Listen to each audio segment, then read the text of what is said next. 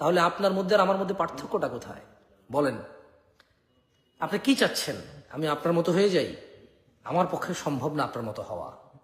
মানুষ হিসেবে আমার ত্রুটি আছে, ভুল আছে, অপরিপূর্ণতা আছে, থাকবে মৃত্যু পর্যন্ত। আমি কোনোদিন পারফেক্ট হইতে পারিনি। আমার বাবা আদম আলাইহিস সালাম পারফেক্ট হইতে পারে নাই। অপরাধ হয়েছে, আল্লাহ মাফ করছে, পবিত্র হয়েছে।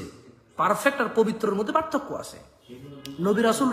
নবী রাসূলদের দ্বারা যদি কোনো ত্রুটি হতো, ওরা আল্লাহর কাছে ক্ষমা চাইতো, আল্লাহ ক্ষমা করে দিত, তারা পবিত্র হয়ে যেত। বাট পারফেক্ট হইতে পারে নাই। তো আবু তোহা আদনান সাহেবের ব্যাপারে আমি কি বলবো? আমি তো কিছু জানি না। ফেসবুকের পোস্টের উপরে ভিত্তি করে তো আমি কিছু বলতে পারি না। আর ফেসবুকের পোস্ট কখন যে কেমন আসে এটাই তো বলা মুশকিল হয়ে যায়। ওর উপর ভিত্তি করে কোনো কথা বলা বোকামি ছাড়া এবং অন্যের অপরাধ নিজের ঘাড়ে নিয়ে আসা ছাড়া কিচ্ছু না। কে জামশেদ মজুমদারকে কি বলছে এই জন্য জামশেদ মজুমদার এখন তাকে বলতে হবে জরুরি না। এভাবে সোচ সমান হয় না, এভাবে সোচ সমান হয় না।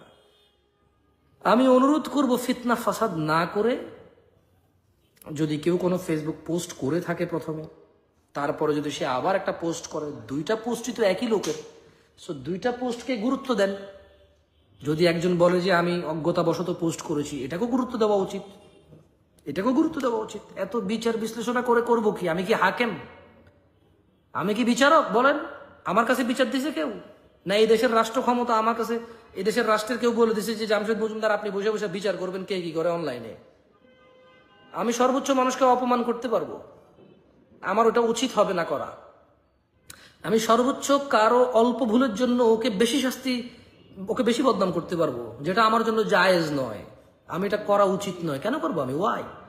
আমি তো কারো অপরাধ মাপার যন্ত্র মেশিন নিয়ে বসে নাই যে একটু হচ্ছে অপরাধ, একটুক মাপছি, এবার একটুক অনুযায়ী বিচার করা শুরু করছি। আমি হাকেম, এই দেশের মানুষ আমাকে বিচারক বানাইছে, আমি ফেসবুকে বসে বসে বিচার করবো এখন? আপনি কি চাচ্ছেন? আমি আবু তোহা আদনান সম্পর্কে কি বলবো? আবু তোহা আদনান সাহেব সম্পর্কে আমি কি বলবো? আমি তো জানি না আমার সম্পর্কে। আপনি জানেন, আপনি বলেন। আপনি জানেন, আপনি বলেন। আমি তো জানি না কোন ফেসবুক পোস্টে কি লিখছে, কি লিখছে না লিখছে, এটার উপরে ভিত্তি করে আমি বলতে পারবো না। সবর করেন, ধৈর্য ধরেন। কাউকে বেশি বদনাম করার আগে, অথবা কাউকে বদনাম করার আগে, অথবা কারো বিষয়ে একেবারে প্রচার প্রসার করার আগে একটু একটু সবর করেন। যদি কেউ অন্যায় করে, অপরাধ করে, আর যদি সে ফিরে না আসে, সে লাঞ্ছিত হবে। আপনি করা লাগবে না তো, আমি করা লাগবে না। আর যদি কেউ নিরপরাধকে দোষী সাব্যস্ত করার জন্য উঠে পড়ে লাগে, সে নিজেই লাঞ্ছিত হবে। আমি আর আপনি তো এত বাড়াবাড়ি করার দরকার নাই। ঠান্ডা থাকেন। এমনিতে ইসলামটা এত বদনাম করে ফেলতেছেন আপনারা। মানুষের নামে নামে আইডি বানায়, মানুষের নাম ছবি ব্যবহার কইরা নানা ধরনের পোস্ট করে এইসব ফিতনা ফাসাদকে নাম দিয়েছেন দিন প্রচার। এইসব ফিতনা ফাসাদকে নাম দিয়েছেন দিন প্রচার। দেখেন ইউটিউবে একটা ওয়াজ মাহফিল ভালো টাইটেল দিয়ে, ভালো থাম্বনেল দিয়ে নাই।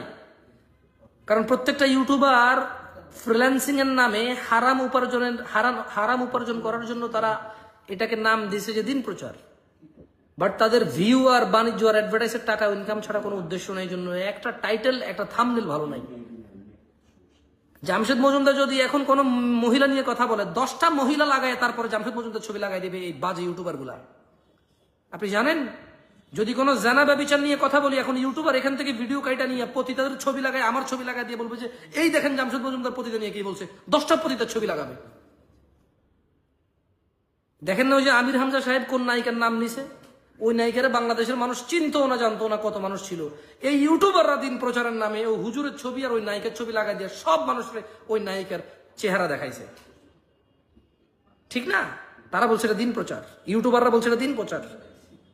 কিছু সহি আকীদার নামধারী ভাই, কিছু আহলুল হাদিস নামধারী ভাই, কিছু কওমি নামধারী ভাই, যারা বড় বড় আলেমদের কাউকে সম্মান করে না, তারা তাদের উস্তাদদের পর্যন্ত শিক্ষা গ্রহণ করেনি। তাদের উস্তাদরা যে বিষয় চুপ, তারা সেই বিষয়ে লাফালাফি করে। তাদের শিক্ষকরা যে বিষয়ে নীরব চুপ আছে, সবর করতেছে, ধৈর্য ধরে বিজ্ঞানী হয়ে রিসার্চ করে এরপরে পোস্ট করা শুরু করে দেয় তারা। এবং তারা বুঝাতে চায় যে তারা অমুক শিক্ষকের ছাত্র, তারা বুঝাতে চায় তারা অমুক উস্তাদের শাগরেদ। অথচ তাদের উস্তাদরা এই বিষয়ে নীরব, সবর করে, ধৈর্য ধরে বুঝার চেষ্টা করে এবং বলার প্রয়োজন মনে হইলে বলে, নালে বলে না। অথচ ওরা একজন পিএইচডি করে করে ফেসবুকে পোস্ট করে ভাষায় দেয়। কেমন?